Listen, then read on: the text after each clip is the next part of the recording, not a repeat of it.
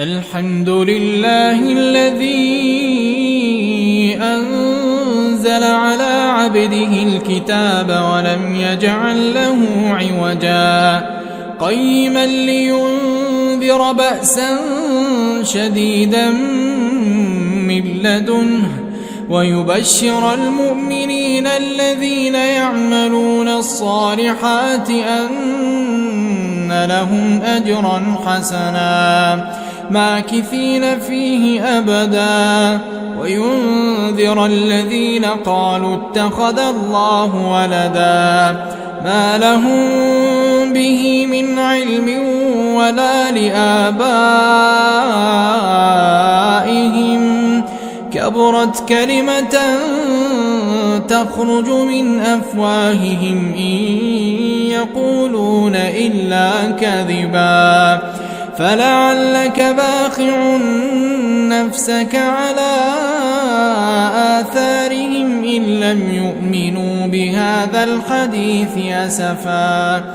إنا جعلنا ما على الأرض زينة لها لنبلوهم أيهم أحسن عملا وإنا لجاعلون ما عليها صعيدا جرزا أم حسبت أن أصحاب الكهف والرقيم كانوا من آياتنا عجبا إذ أوى الفتية إلى الكهف فقالوا ربنا آتنا من لدنك رحمة وهيئ لنا من أمرنا رشدا فضربنا على آذانهم في الكهف سنين عددا ثم بعثناهم لنعلم أي الحزبين أحصى لما لبثوا أمدا نحن نقص عليك نبأهم بالحق إنهم فتية آمنوا بربهم وزدناهم هدى وربطنا على قلوبهم إذ قاموا فقالوا ربنا رب السماوات والأرض لن ندعو من دونه إلها لقد قلنا إذا شططا هؤلاء قوم اتخذوا من دونه آلهة لولا يأتون عليهم بسلطان بين فمن أظلم ممن افترى على الله كذبا وإذ اعتزلتموهم وما يعبدون إلا الله فأووا إلى الكهف ينشر لكم ربكم من رحمته ويهيئ لكم من أمركم مرفقا وترى الشمس إذا طلعت تزاور عن كهفهم ذات اليمين وإذا غربت تقرضهم ذات الشمال وهم في فجوة منه ذلك من آيات الله من يهد الله فهو المهتد ومن يضلل فلن تجد له وليا مرشدا وتحسبهم أيقاظا وهم رقود ونقلبهم ذات اليمين وذات الشمال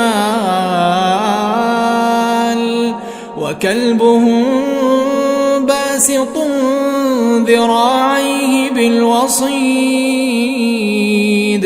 لو اطلعت عليهم لوليت منهم فرارا ولملئت منهم رعبا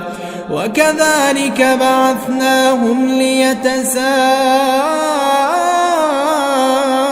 تعاملوا بينهم. قال قائل منهم كم لبثتم؟ قالوا لبثنا يوما أو بعض يوم. قالوا ربكم أعلم بما لبثتم فابعثوا أحدكم بورقكم هذه إلى المدينة فلينظر أيها أزكى طعاما فليأتكم برزق منه وليتلطف ولا يشعرن بكم أحدا. إنهم إن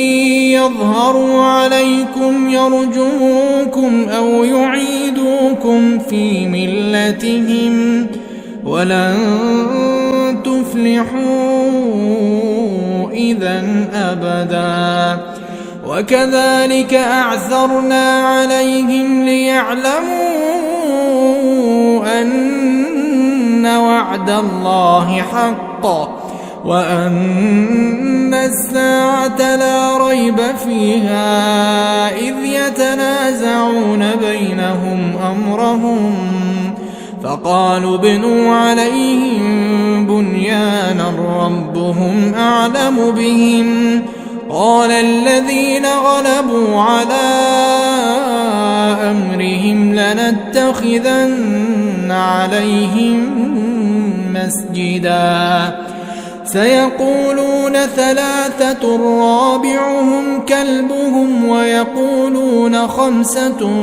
سادسهم كلبهم رجما بالغيب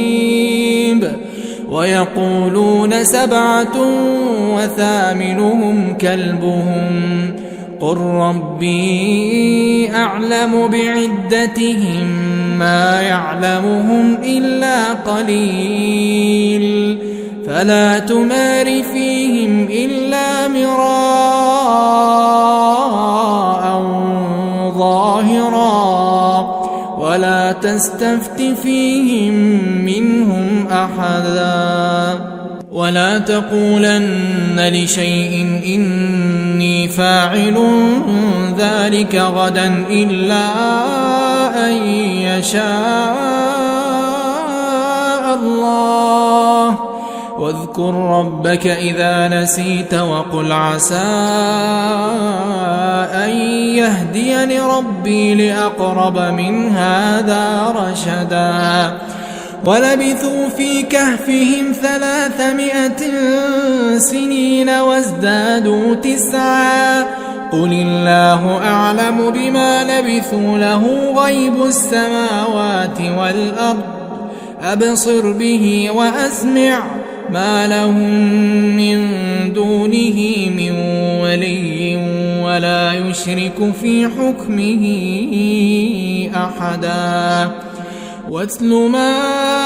أوحي إليك من كتاب ربك لا مبدل لكلماته ولن تجد من دونه ملتحدا. واصبر نفسك مع الذين يدعون ربهم بالغداة والعشي يريدون وجهه ولا تعد عيناك عنهم تريد زينة الحياة الدنيا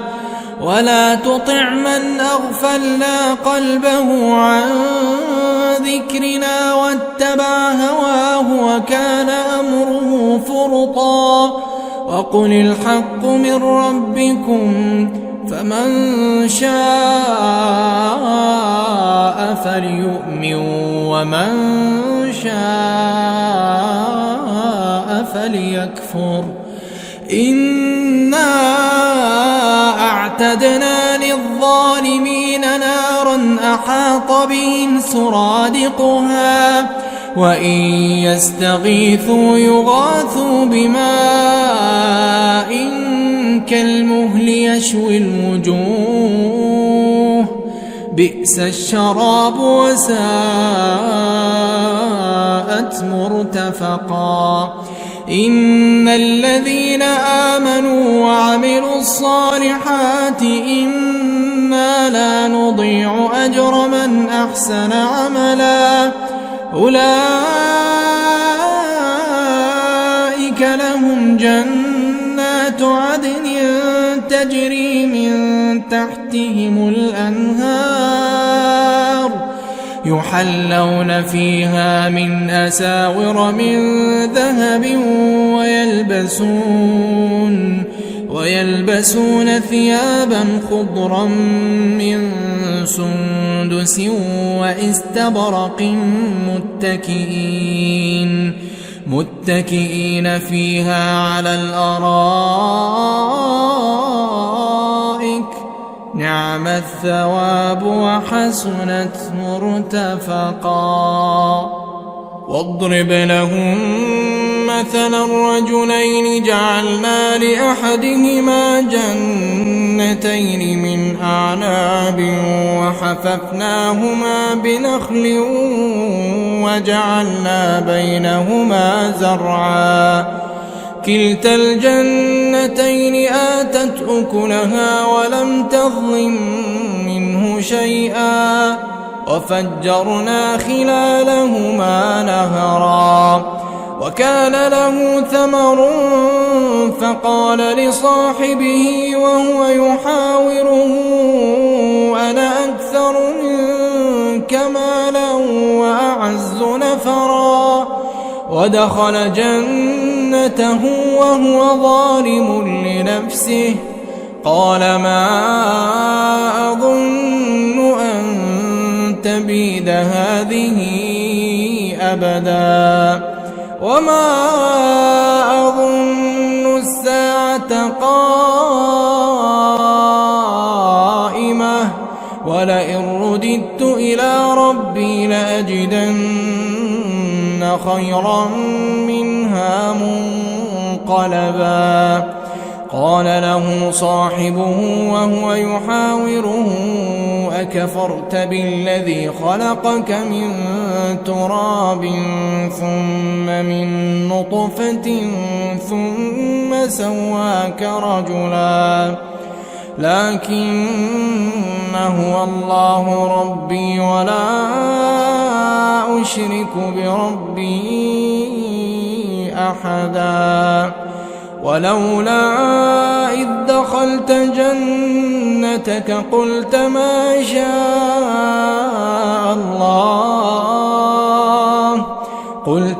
شاء الله لا قوة إلا بالله إن ترني أنا أقل منك مالا وولدا فعسى ربي أن يؤتيني خيرا من جنتك ويرسل عليها حسبانا من السماء فتصبح صعيدا زلقا أو يصبح ماؤها غورا فلن تستطيع له طلبا وأحيط بثمره فأصبح يقلب كفيه على ما أنفق فيها وهي خاوية على عروشها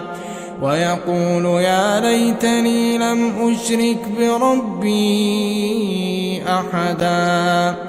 ولم تكن له فئة ينصرونه من دون الله وما كان منتصرا هنالك الولاية لله الحق هو خير ثوابا وخير عقبا واضرب لهم مثل الحياة الدنيا كماء إن أنزلناه من السماء فاختلط به نبات الأرض فأصبح هشيما تذروه الرياح وكان الله على كل شيء مقتدرا المال والبنون زينة الحياة الدنيا والباقيات الصالحات خير عند ربك ثوابا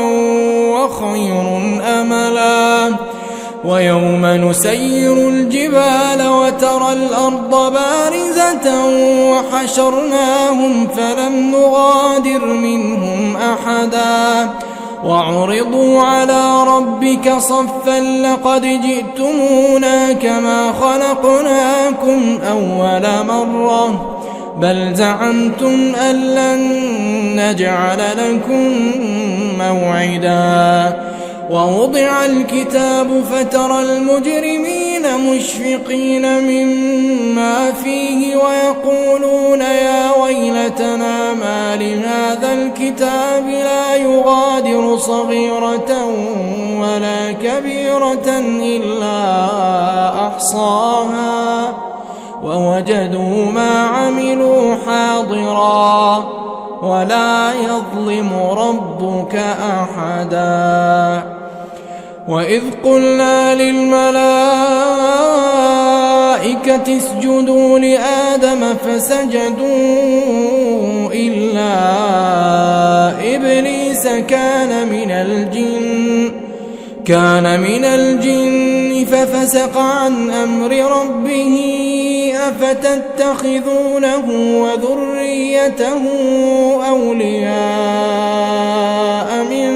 دوني وهم لكم عدو بئس للظالمين بدلا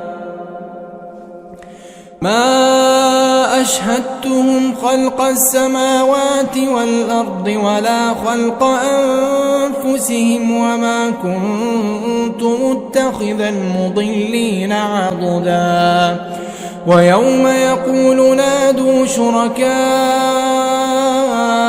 الذين زعمتم فدعوهم فلم يستجيبوا لهم وجعلنا بينهم موبقا ورأى المجرمون النار فظنوا أنهم مواقعوها ولم يجدوا عنها مصرفا ولقد صرفنا في هذا القرآن للناس من كل مثل وكان الإنسان أكثر شيء جدلا وما منع الناس أن يؤمنوا إذ جاءهم الهدى ويستغفروا ربهم إلا أن تأتيهم سنة الأولين أو يأتيهم العذاب قبلا وما نرسل المرسلين إلا مبشرين ومنذرين ويجادل الذين كفروا بالباطل ليدحضوا به الحق واتخذوا آياتي وما أنذروا هزوا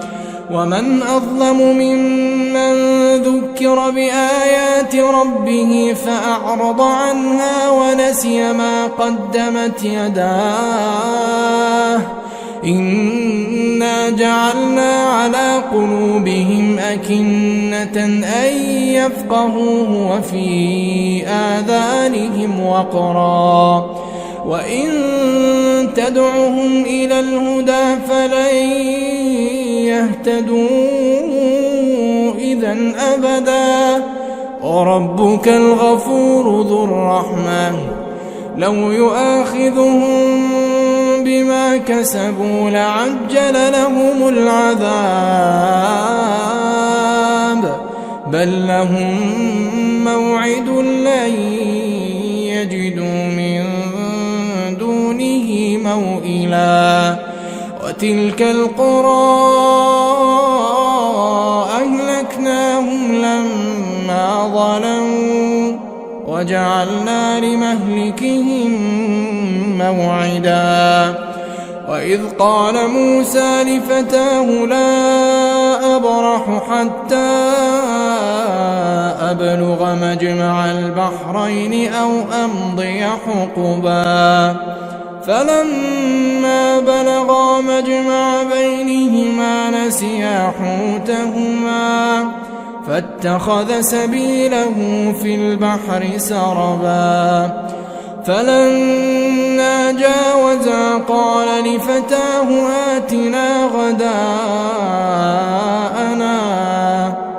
آتنا غداءنا لقد لقينا من سفرنا هذا نصبا قال أرأيت إذ أوينا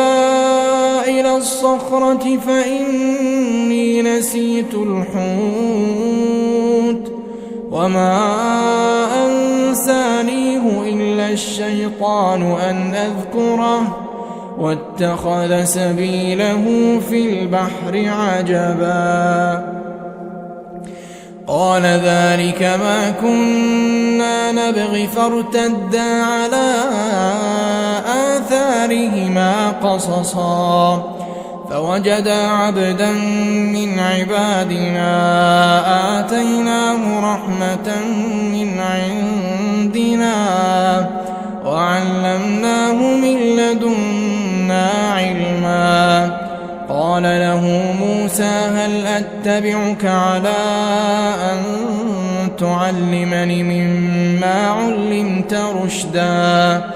قال إنك لن تستطيع معي صبرا وكيف تصبر على ما لم تحط به خبرا قال ستجدني إن شاء الله صابرا ولا أعصي لك أمرا قال فإن اتبعتني فلا تسألني عن شيء حتى أحدث لك منه ذكرا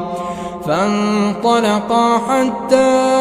إذا ركبا في السفينة خرقها قال أخرقتها لتغرق أهلها لقد جئت شيئا إمرا قال ألم أقل إنك لن تستطيع معي صبرا قال لا تؤاخذني بما نسيت ولا ترهقني من أمري عسرا فانطلقا حتى إذا لقيا غلاما فقتله قال أقتلت نفسا زكية بغير نفس لقد جئت شيئا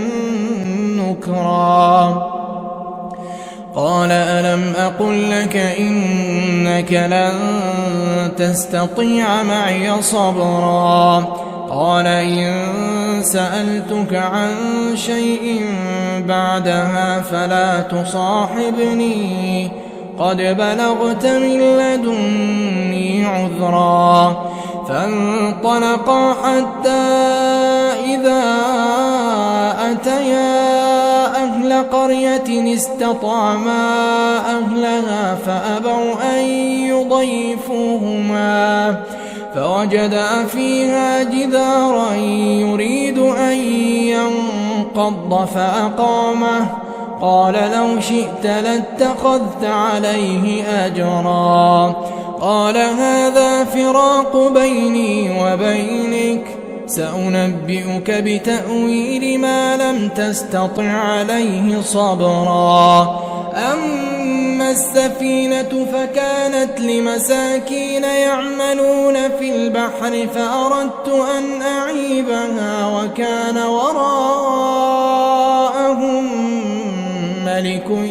يأخذ كل سفينة غصبا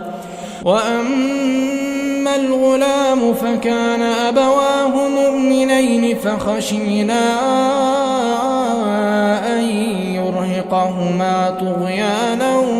وكفرا فأردنا أن يبدلهما ربهما خيرا منه زكاة وأقرب رحما وأما الجدار فكان لغلامين يتيمين في المدينة وكان تحته كنز لهما وكان أبوهما صالحا فأراد ربك أن يبلغا أشدهما ويستخرجا كنزهما رحمة من ربك وما فعلته عن أمري ذلك تأويل ما لم تسطع عليه صبرا ويسألونك عن ذي القرنين قل سأتلو عليكم منه ذكرا إنا مكنا له في الأرض وآتيناه من كل شيء سببا فأتبع سببا حتى إذا بلغ مغرب الشمس وجدها تغرب في عين حمئة ووجد عندها قوما قلنا يا ذا القرنين إما أن تعذب وإما أن تتخذ فيهم حسنا قال أما من ظلم فسوف نعذبه ثم يرد إلى ربه فيعذبه عذابا نكرا وأما من آمن وعمل صالحا فله جزاء الحسنى وسنقول له من أمرنا يسرا ثم أتبع سببا حتى إذا بلغ مطلع الشمس وجدها تطلع على قوم لم نجعل لهم من دونها سترا كذلك وقد أحطنا بما لديه خبرا ثم أتبع سببا حتى إذا بلغ بين السدين وجد من دونهما قوما لا يكادون يفقهون قولا قالوا يا ذا القرنين إن يأجوج ومأجوج مفسدون في الأرض فهل نجعل لك خرجا على أن تجعل بيننا وبينهم سدا قال ما مكني فيه ربي خير فأعينوني بقوة أجعل بينكم وبينهم ردما آتوني زبر الحديد حتى إذا ساوى بين الصدفين قال انفخوا حتى إذا جعله نارا قال آتوني أفرغ عليه قطرا فما استطاعوا أن يظهروه وما استطاعوا له نقبا قال هذا رحمة من ربي فإذا جاء وعد ربي جعله دكاء وكان وعد ربي حقا وتركنا بعضهم يومئذ يموج في بعض ونفخ في الصور فجمعناهم جمعا وعرضنا جهنم يومئذ للكافرين عرضا الذين كانت أعينهم في غطاء عن ذكري وكانوا لا يستطيعون سمعا أفحسب الذين كفروا أن يتخذوا عبادي من دوني أولياء إنا أعتدنا جهنم للكافرين نزلا قل هل ننبئكم بالأخسرين أعمالا الذين ضل سعيهم في الحياة الدنيا وهم يحسبون أنهم يحسنون صنعا أولئك الذين الذين كفروا بآيات ربهم ولقائه فحبطت أعمالهم فلا نقيم لهم يوم القيامة وزنا ذلك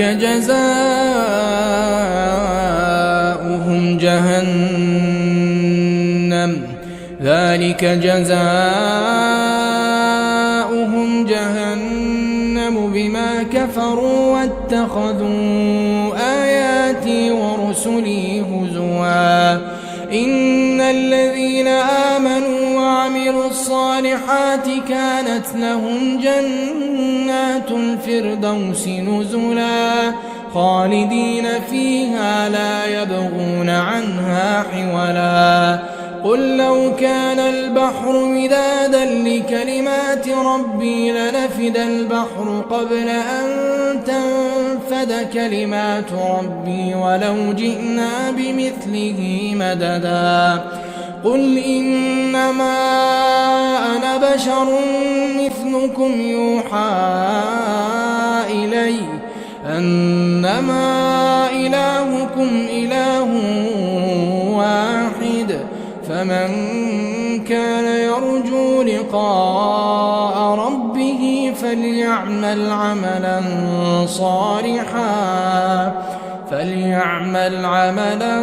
صالحا ولا يشرك بعبادة ربه أحدا। अस्सलाम वालेकुम दोस्तों, उम्मीद करता हूँ आपको ये वीडियो पसंद आई होगी। ऐसे मज़ीद वीडियोस देखने के लिए हमारे चैनल को सब्सक्राइब करें। अल्लाह पाक हमें कुरान पाक को समझने और अमल करने की तौफीक दे। आमीन।